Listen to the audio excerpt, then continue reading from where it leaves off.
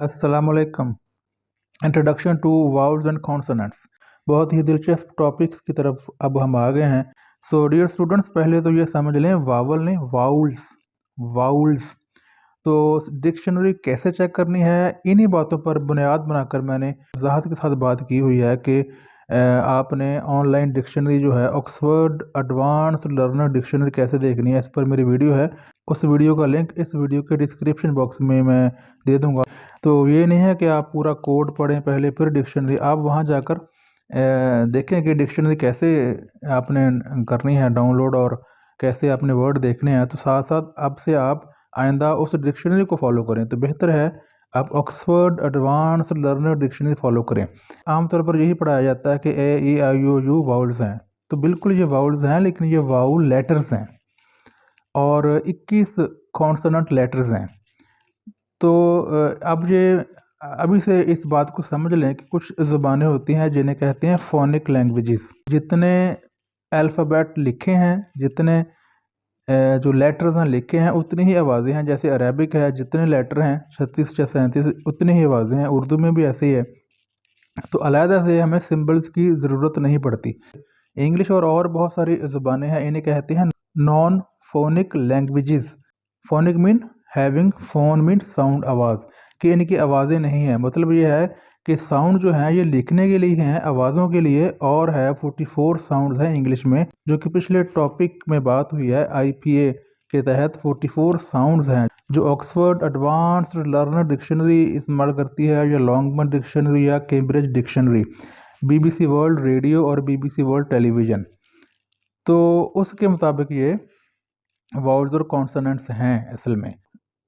Human sounds are divided into two broad categories. इंसानी जो आवाज़ें हैं इसको दो बड़ी किस्मों में तकसीम किया हुआ है, consonants and vowels. A consonant is a speech sound. Consonant एक बोलचाल की आवाज़ है, इन विच जिसमें air is at least partly blocked. Air हवा इज़ एटलीस्ट कम अज़ कम पार्टली जुज़वी तौर पर यानी थोड़ा सा ब्लॉक्ड रुकती है। वेयर एज जबकि vowel is a sound, vowel एक ऐसी आवाज़ होती है इन विच जिसमें देयर इज़ नो ऑब्स्ट्रक्शन, कोई रुकावट नहीं है। ऑब्स्ट्रक्शन मीन ब्लॉकेज, फ्रिक्शन, रगड़, रुकावट, ब्लॉकेज।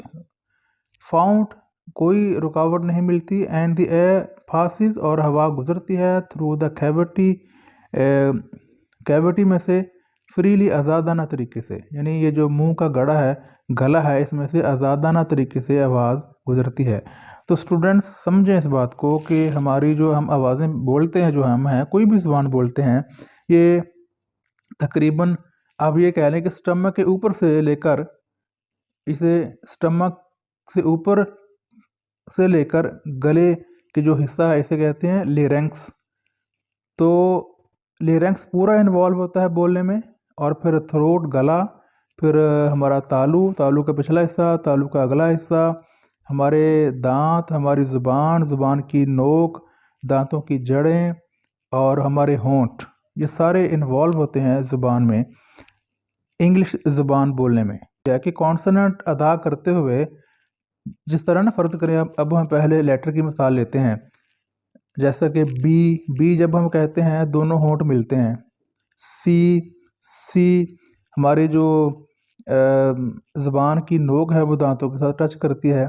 फिर पी जो है हमारे होंठ टच करते हैं। इस तरह ये हवा कहीं ना कहीं रुकती है, यानी लेरेंक्स से होती हुई हवा, गले से होती हुई मुंह जो है हमारा, तो कहीं ना कहीं हमारी आवाज़, हमारी जो लेरेंक्स में हवा है वो रुकती है।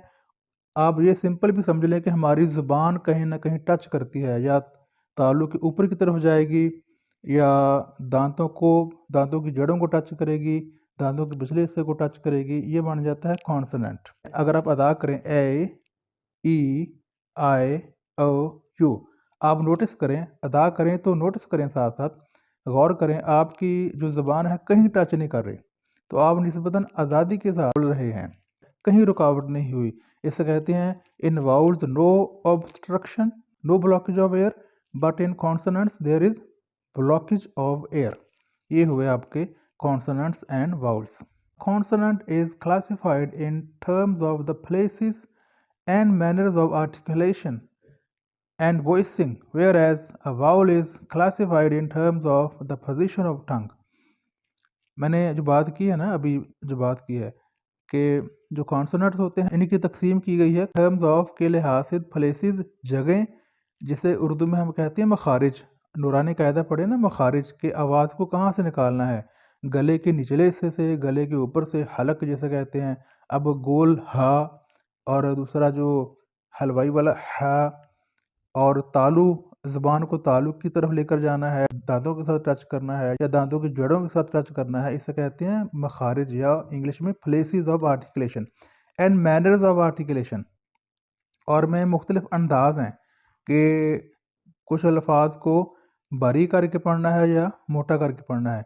यानी इसमें भी जो स्पीच ऑर्गन्स हैं, बोलचाल के जो एज़ा हैं, उसमें उनके उनकी फ्रीक्वेंसी में फ़र्क पड़ जाता है, उनके अंदाज में फ़र्क पड़ता है। एंड वॉइसिंग, अच्छा गले में भी हमारे वोकल कॉर्ड्स होते हैं, अंदर जो अंदर दो ना वोकल कॉर्ड्स कहते हैं, वो कुछ साउंड में उसमें वाइब्रेशन पैदा होती है, कुछ में नहीं होती। इन पर आगे चलकर वीडियोस ज़रूर आएंगी।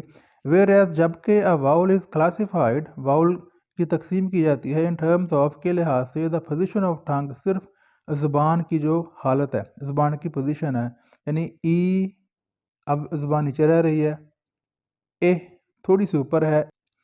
The part of tongue and lip rounding, अच्छा इसमें ज़ुबान शामिल होती है और जो होंठ हैं हमारे, कुछ साउंड्स में कम गोल होते हैं, कुछ में ज़्यादा गोल होते हैं। जैसे ऊ ज़्यादा गोल हैं और ई में कम गोल हैं। Vowels are further classified, vowels के आगे किस्में हैं। तो इंग्लिश तो आईपीए की जो सिंबल्स हैं उसमें 20 कॉन्सोनेंट्स हैं और 24 वाउल्स हैं। अब 24 में भी 12 सिंगल वाउल्स हैं। In terms of pure vowels, जिन्हें प्योर वाउल कहते हैं। मोनोथॉन्ग्स, मोनो का मतलब होता है सिंगल, मोनोथॉन्ग्स मीन सिंगल। सिंगल जो सिंबल है ना, एक अलामत, जैसे ई, ए, ये प्योर वाउल्स हैं। एंड डिफ्थॉन्ग्स, और जो दो सिंबल्स को मिलाकर साउंड बनता है उसे कहते हैं डिफ्थॉन्ग्स, जैसे ए, ईयर, ए वगैरह। So dear viewers, in this first topic number 5 describes the examination pattern, how you would be given marks. So as in other papers you are evaluated, you will be given marks. So the same criterion is for this code, phonetics and phonology. And in topic 6, the writer has introduced what are vowels and what are consonants. Definitions of vowels and consonants have been given, and very briefly, kinds of consonants and vowels have also been introduced. Definitely, the detail will be in next chapters, and so far, the chapter 1, the lesson 1 ends. Hope you have enjoyed the video. You can like the video, you can subscribe to my channel. Meet you in some next video. See you there. Allah Hafiz.